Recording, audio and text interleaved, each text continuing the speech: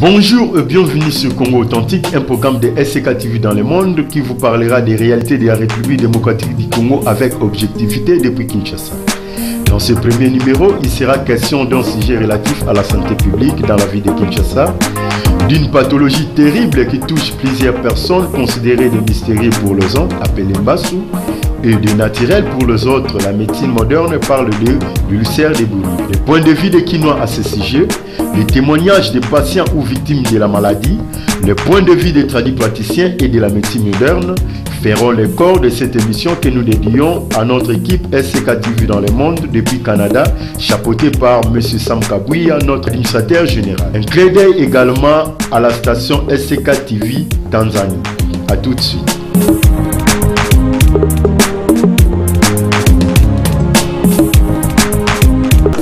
Ayo kwa ngai Mbassou janvier ezali 6 mois. Lembango 6 mois na tambulika na 6e mois obala kotanda. Depuis janvier. Janvier na tambulika na 6 mois. Na lokolo oyo. Lakisa na lokolo mwana. Lembango. Bon, ebandanga lokola sikama ngai dona no mona kaka musapi passe na diga ke fait la sikama na taba citron na ta makasa moko boye le bisara nini pona sikama mais passe pena ebandaka ko continuer donc passe ebandi ko continuer bon na moni ke moyen na ko rappeler ça parce que matanga tina muté maladie na ke kana hôpital lokola sala yimo babi ba pasola ngango comme ça et si la si vous avez un hôpital, vous avez un hôpital, vous avez un hôpital, vous avez un hôpital, vous avez un hôpital, maladie, vous avez un sikama, mais c'est ici, mais là, vous avez un hôpital, qui est un hôpital, maladie, vous avez un passe dans le monde des alliés, vous avez un retrouvé, vous avez un hôpital, maman a dit qu'ils n'ont pas son musapi.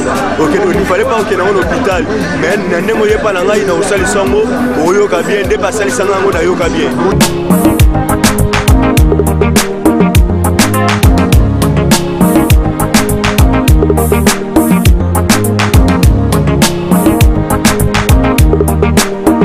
témoignage n'angezali ki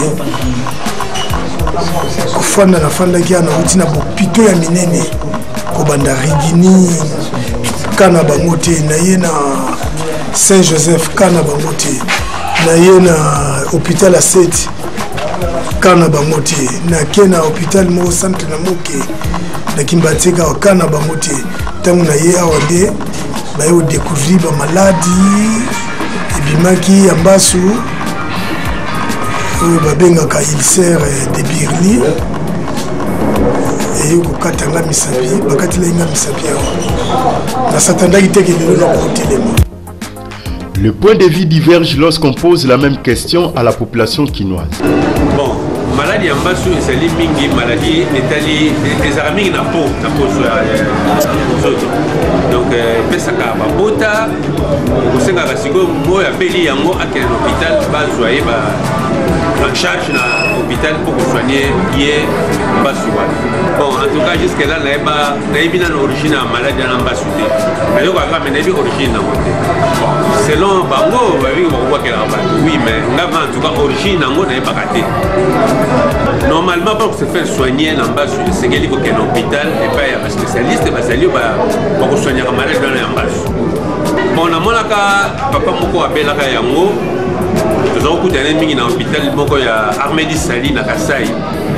Kuna papa moko ali kuna mtazala ko soigner yango na kiso babengi Dakin. En tout cas après 3 mois poteka ukaka.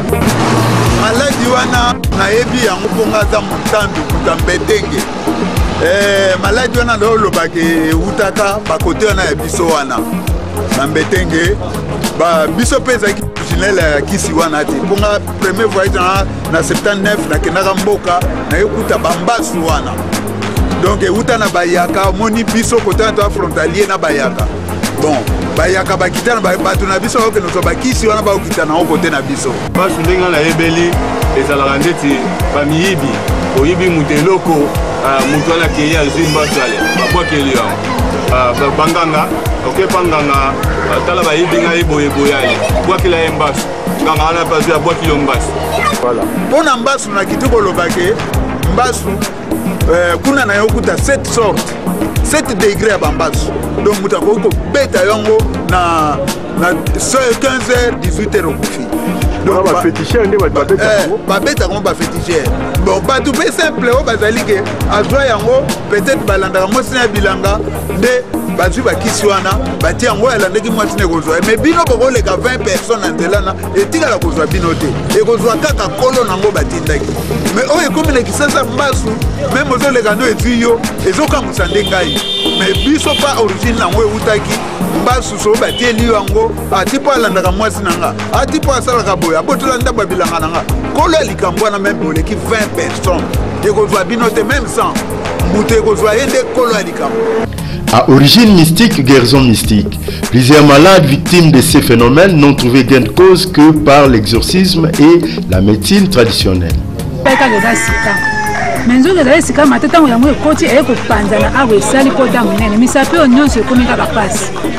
on a vendu que nous avons première place, deuxième place, troisième place. Changement exact na bité na okene suku na tena kene kende 4e jour na katé. Na zumo na nga suka na biza na bité. Ya to zonga to komena katikati mama moko abengi bisalo bia goya to kende pa asala kamaladi yo pa mettre. Soka simbio pasi wana erosile. Babengi pa manda ye, ali mama to kende pa na ngai. To yetia pa papa. Premier jour papa asalinga ya kati banzoloko akangi bandi kaka premier jour wana pona bana kolela pengite bana butu titongo kaka premier jour na papa akangi bandi tango nazongi na ndako na butu loboko beti kano makile binebele siku na tongo nango na bite nazonga pa tango na ina tongo nango wana papa longoli bandi baba misuni nyonso zake poli longoli misuni nyonso ale aswane ngai pota abandi ko swane polo boko nyonso lokola zaki ya kovimba pasi abandi ko swane na mwini na kumi na kimia pende na zipo makimia. Les traitements traditionnels de cette maladie, les praticiens expliquent. Wana zoka ta mingi un mois, ils appellent misupe 2 semaines, misupe 1 semaine. Ndeti mama au fio azalaki awa loboko wana la uchola kisayo lelo tulitobeti 40e jour ayaki kaka soki vendredi mais liboko ya mwana kiti akomolala bien bande kolela yaki ana kolela mingi bayaka omona bamemie komema mais tanga koya awa poprier nano sili nzamba koyeba nini oyo bokosola naye pe akotalisa oyo nini akosala pona basine ali okomona pe maboko oyo pe tango déjà eza sacré tango losimba mutu na lokolo nde yango pe komaka thermomètre mbaso aponi place te partout oyo esengeli kozwa partout neti baplace nini place bon toyebi mingi ndenge mindele balobi etakaka mingi makolo na maboko baesika oyo eza bazone sensible oyo esimbaka mai mingi bon ndenge eza wana na mutu ezwaka na litoi pe ezwaka ata na miso ata na zolo ata na lulemo ata na gorge ezwaka ndeti oyo aza awo na ute kolakisa yo na mutu na azwi mbasu ndenge eza boye na ye pe amekaka kopratike mwa bamisa ndeti oyo eza gorge mbasu ya gorge mais azali oyebi ete mama sikoyo baprise de traitement yango eza différent par rapport ya ndenge ezali ki eza na elongi eza na mutu eza na mbasu osalaka ndenge nini bon normalement batraitement nango soki utilize ndeti toloba tokozwa exemple ndeti ndeni omoni bambasu ya kake ya umelaka te soki otie kaka kisi oyo etangami ya mbasu lobi kaka komona 2 jours to 3 jours explosé mbasu ya kake yango ezalaka nini kake toyebi de tonnerre yango ebetaka na likolo mbasu ya kake yango sikoyo ndeti eza bambasu ya kake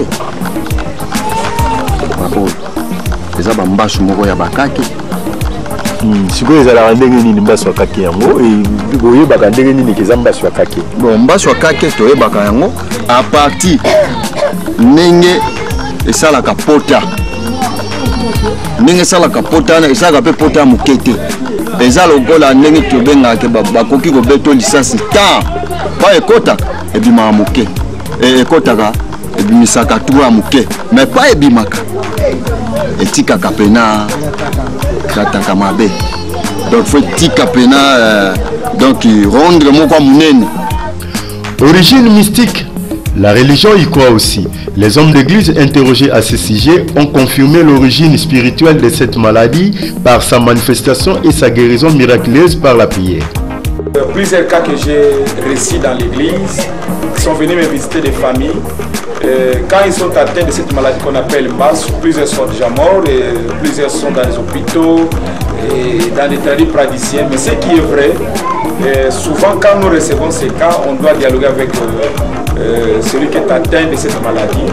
Alors à mon avis, ce qui est vrai par rapport à la parole de Dieu, souvent c'est vraiment une guérison qui se passe. C'est-à-dire nous prions, nous prenons le temps de la prière et par la grâce du Seigneur, il y a des gens comme ça qui ont été visités, ils ont vu la main de Dieu, ils ont guéri par la prière et la maladie est partie comme ça. C'est comme ça.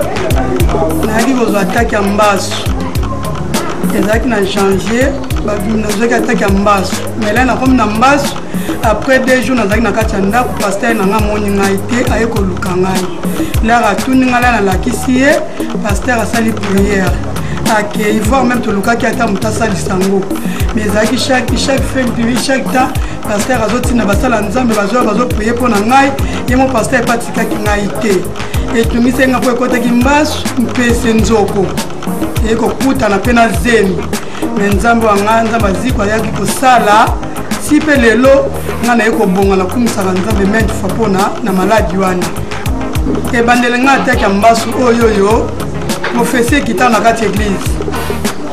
Puis bah télémisaka ngai ba bisinga ike déjà va préparer un programme yi ambasu.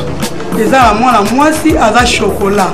Nga sikoyo na ndima ngo tinebeka kaketa msusu ayekoleka no ponga pia na ngai. Mais comme une semaine à Pamba na tala boye cet homme nango ebandi na tati. Tati puis Nathalie Kolo ebandi kotela ngai. Ali likolo vimbi pasteur na ngala rayaki amoni kake wi makambo ya mona ki pe esalami ma encore ebimaki na kati église evimba ki nango tela ki po esalaki passe pota mais le kaki ngalokola mopepe pona zaki na problème ya. Si la majeure partie de la population parle de MAS comme étant une maladie mystérieuse, les professionnels de la santé de la médecine moderne parlent, eux, de l'ulcère de Buruli, cette maladie infectieuse chronique des régions tropicales, débilitantes de la peau et des tissus mous pouvant entraîner des déformations et des incapacités permanentes. Découverte en 1897 par le médecin britannique Sir Albert Koch à Buruli en Ouganda. À la population, elle doit bannir cette mentalité. Je disais tantôt, l'ulcère de Buruli est soigné par la médecine moderne et il y a de bons résultats. Parce qu'avec la médecine moderne, il y a tout un grand nombre d'examens que nous devrons effectuer, que nous devrons faire pour aller de l'avant et trouver la guérison. Comme toute autre maladie naturelle, l'ulcère de Buruli est pris en charge en médecine moderne. Moi, je suis batal. Non. On ne peut pas kokata yobole, kokata oyaki obe batala. To tali otala pota. Cela va venir.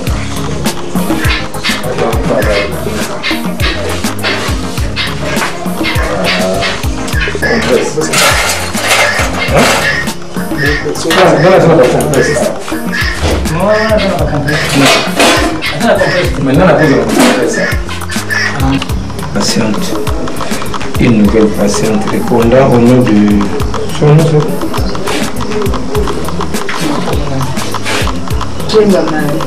Marie, qui vient de la cité. Il plaît depuis janvier 2016. Nous avons ouvert la plaie et nous voulons voir et observer la plaie.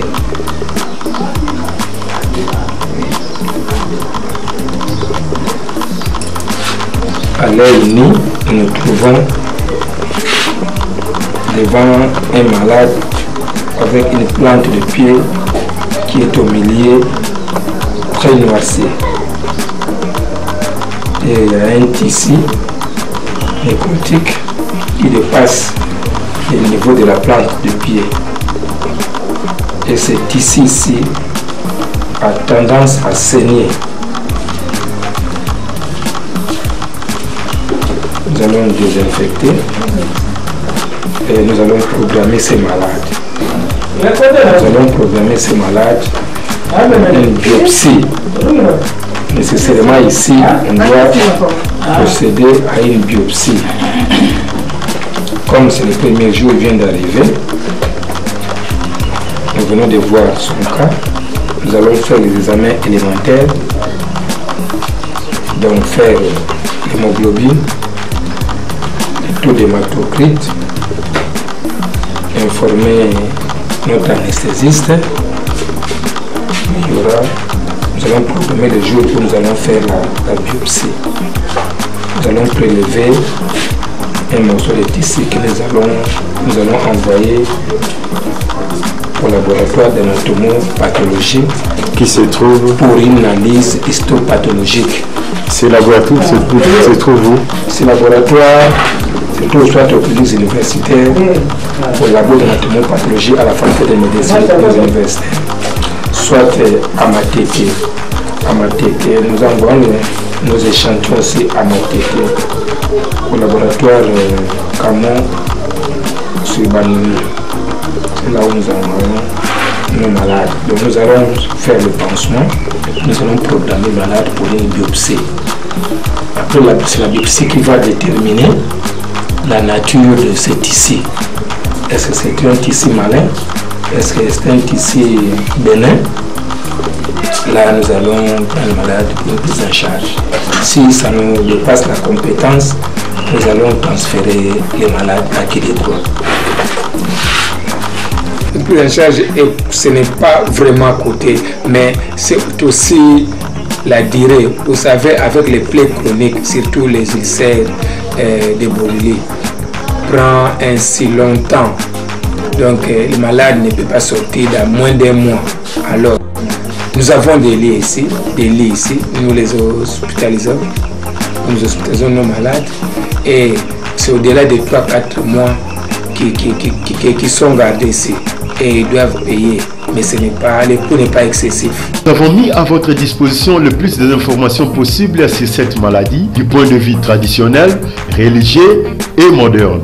Devant pareil cas, quitte à chacun de voir où se diriger pour ne pas trop perdre de temps. Ici s'achève notre premier numéro. Merci de nous avoir suivis. Restez connectés sur SCK TV, votre média le plus authentique. Au revoir.